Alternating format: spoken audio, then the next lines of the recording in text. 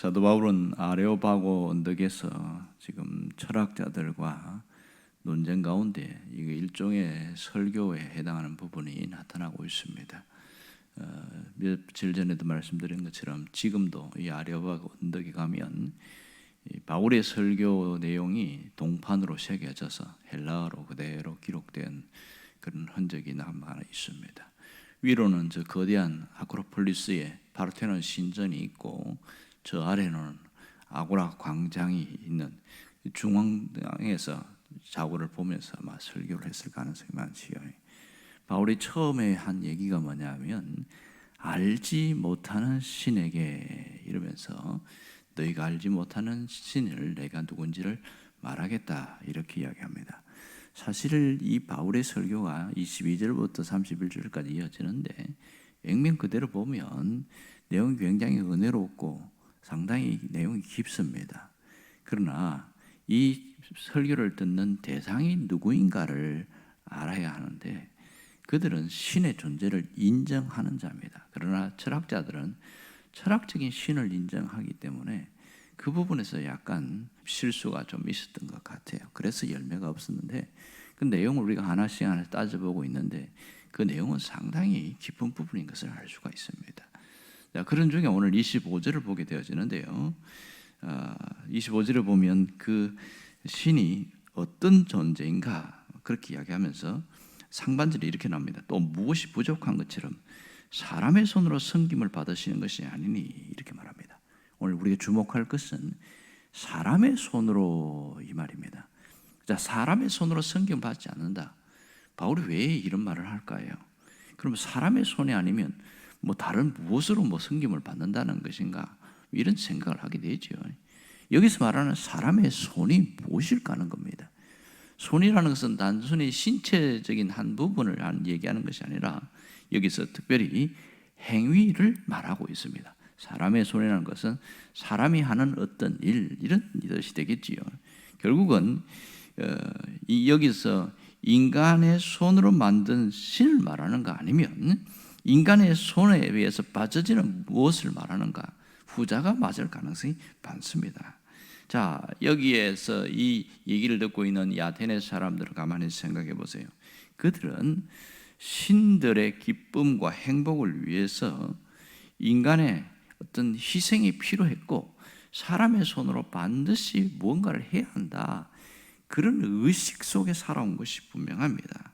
자, 이들은 신상에 음식을 바쳐야 신들이 배부르게 먹는다고 생각했고 또 신상들에게 아름다운 옷을 입혀야 아름다운 자태를 뽐낸다고 생각했고 또 신들에게 돈을 바쳐야 주머니가 두둑하다 그런 생각을 하고 있었습니다. 그래서 그들은 아낌없이 신전에 바쳤습니다.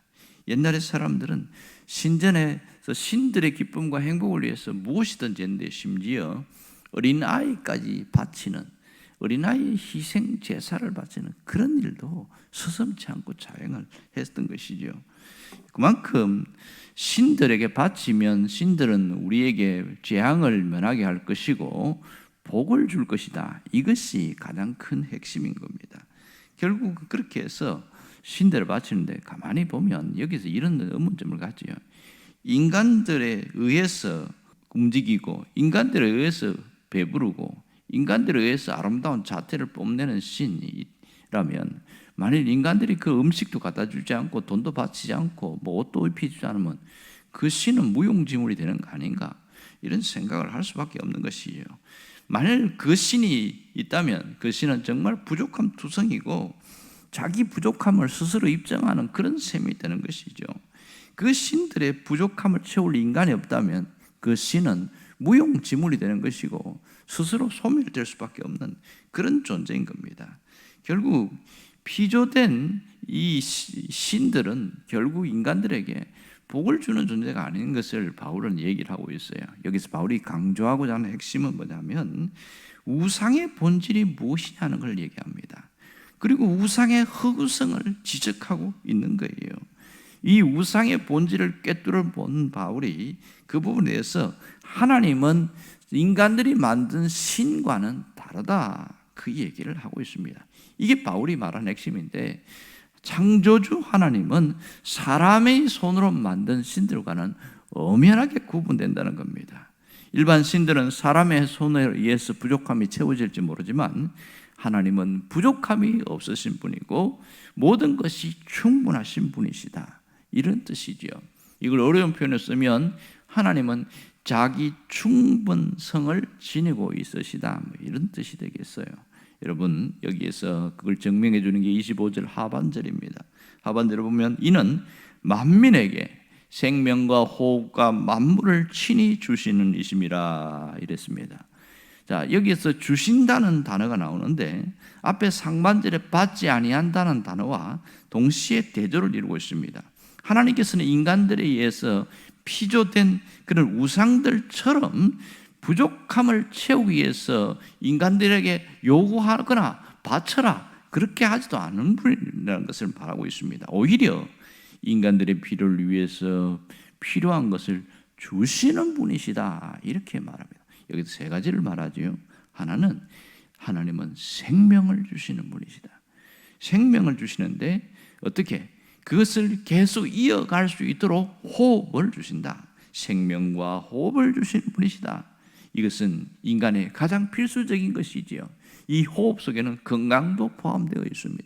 그리고 만물을 주시다. 이것은 인간들의 모든 필요를 채워주시는 분, 이런 뜻이 되겠습니다. 자, 여기서 하나님은 모든 것이 충분하신 분임을 알 수가 있어요. 하나님은 인간들의 필요를 채우시는 분이지 하나님이 부족해서 뭔가를 인간들에게 요구하는 분이 아님을 분명히 깨달아야 됩니다.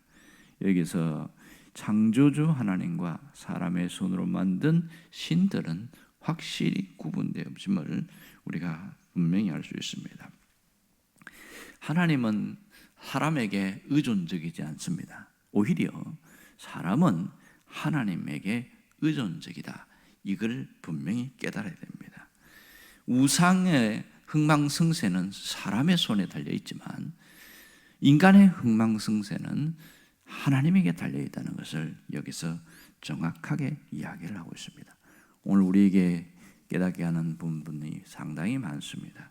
오늘 하나님은 하나님이 어떤 분인지를 알아야 된다는 것, 특별히 창조주 하나님은 인간이 만든 신과 본질적으로 다른 분인 것을 분명히 깨달아야 됩니다.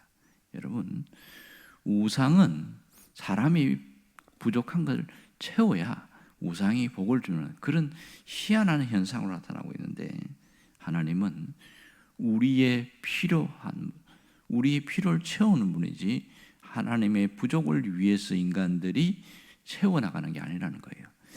가끔 그런 생각을 하는 분들이 있긴 해요. 하나님은 부족함을 채워드려야 된다. 그래서 왜 그러냐 물었더니 그때 목사님이 그렇게 얘기하지 않았습니까? 사람의 제일 된 목적은 하나님을 영화롭게 하고 그분을 영원토록 즐겁게 하는 거라고 했잖아요. 그러니까 우리가 하나님을 기쁘시게 하기 위해서 뭔가를 하고 이럴 때 하나님이 좋아하시잖아요.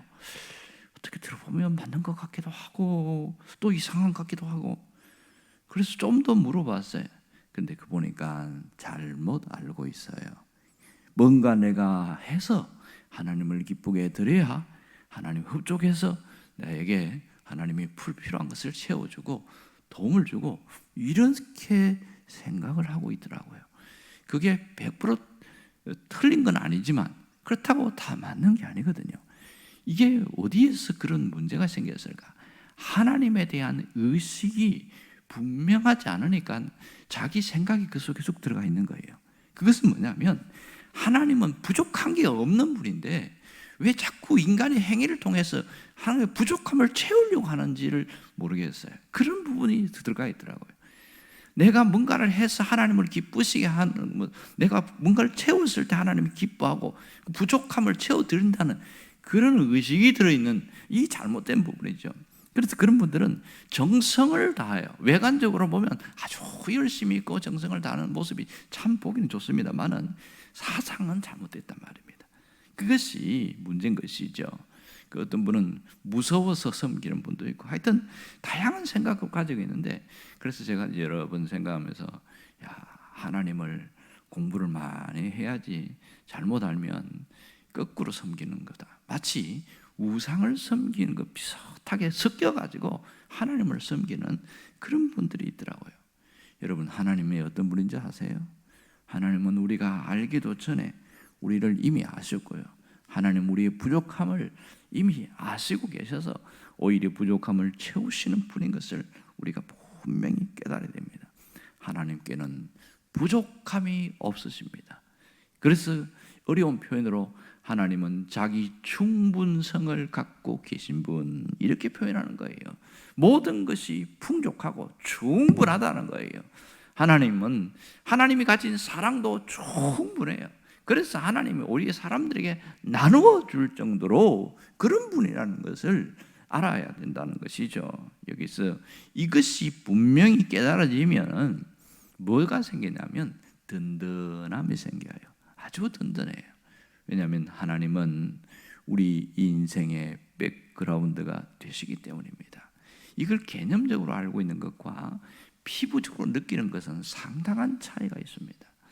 여러분이 창세기를 통해서 아브라함에게 하나님이 나타난 이야기를 아실 거예요. 창세기 17장에 보면 99세 된 아브라함이 나타나서 하나님이 이렇게 말합니다.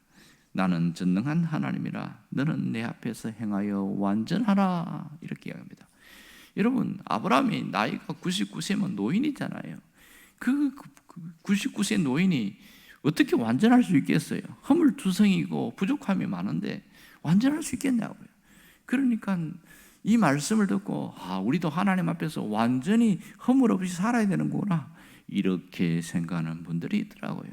이 말씀은 그런 뜻이 아닙니다. 여기서 보면 너는 내 앞에서 행하여 이랬습니다. 이 행한다는 단어 때문에 오해를 한 것이죠. 내 앞에서 행하여. 여러분, 하나님이 우리 앞서서 행하시는 분이잖아요. 그런데 하나님이 내 앞에서 행하라. 아브라함이 그렇게 행하게 합니다. 너는 앞에 서라. 그러면 내가 뒤에 있겠다. 이게 말입니다. 그러니까 하나님이 뒤에서 든든한 백이 되어 주시겠다, 이런 뜻이거든요. 그러니까 네가 나의 앞에서 가면 너는 내가 완전한 백그라운드가 되어 줄 것이다, 이런 뜻이 너는 내 앞에서 행하여, 이런 뜻입니다. 행위를 말하는 게 아니에요. 언제나 하나님이 든든한 백이 된다는 것을 믿고 가라, 이런 뜻인 거죠. 왜 그럴 수 있느냐? 하나님은 전능한 하나님이기 때문에 그렇습니다. 하나님은 전능하신 분이잖아요. 나는 전능한 하나님이라 하나님이 친히 말씀하십니다. 이 전능한 하나님이라는 것은 엘샤다이, 이런 뜻입니다. 엘샤다이, 샤다이가 전능하다, 이런 뜻이고 엘은 하나님입니다.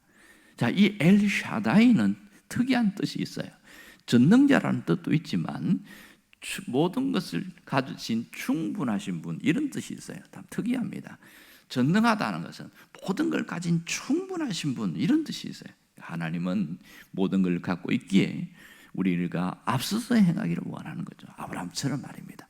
하나님을 백그라운드로 삼고 살아가는 사람은요, 아주 담대할 수 있는 겁니다. 그 담대함의 원천이 전능자 하나님을 믿는 그 믿음에서 나온다는 것을 알아야 합니다. 오늘 우리가 깊이 생각할 것은, 내가 하나님을 그 모든 걸 알고 있는데 개념적으로만 믿고 살아가느냐, 아니면 정말 하나님에 대한 피부적으로 느끼고 살아가냐, 이것이 우리의 삶을 완전히 바꿔놓습니다. 몰라서 못 믿는 게 아니에요. 그것이 내 삶에 이게 와닿지 않으니까 못 믿는 겁니다. 오늘 우리가 정말 결심할 것은 사람의 백이 아니라 하나님의 백으로 살아가자는 거예요. 이것이 우리에게 완전한 결심이 되어야 됩니다. 하지만 현실을 보면 당장 도움을 주는 분은 사람이기 때문에 자꾸 사람을 의존하게 되어 있어요. 이게 연약함입니다. 거기서 시선을 바꾸지 않으면 우리는 자꾸 나에게 도움을 주는 사람에게 자꾸 의존하는 그런 경향으로 흘러갑니다. 이것은 죄성 때문에 그런 거예요. 그러므로 자꾸만 사람 의지하지 말고 하나님 의지하자. 사람을 백으로 삼지 말고 하나님을 백으로 삼자. 그 속으로 중얼거리다 보면 점점 의식이 어디로 갑니까? 하나님께로 향하게 되어지죠. 왜요? 하나님은 나의 부족함을 아시고 부족함을 채워주시는 분이기 때문에 그렇습니다.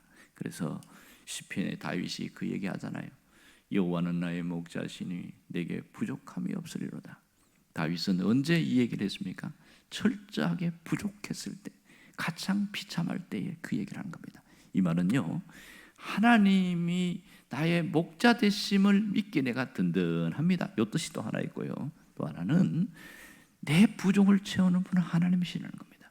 그 하나님 바라보면서 내가 엎드리고 내가 겸손하고 더 하나님을 신뢰하는 거죠. 그러므로 오늘 하나님을 더 붙들고 나아갈 수 있기를 바랍니다. 부족하기 때문에 더 하나님께 엎드릴 수 있기를 바랍니다. 끝까지 이 마음 변치 않게 해주세요. 이것이 우리가 해야 할 기도입니다. 마지막까지 이 중심이 흔들리지 않게 해주세요. 그런 기도가 여러분의 있기를 주의 이름으로 축원합니다. 기도하겠습니다.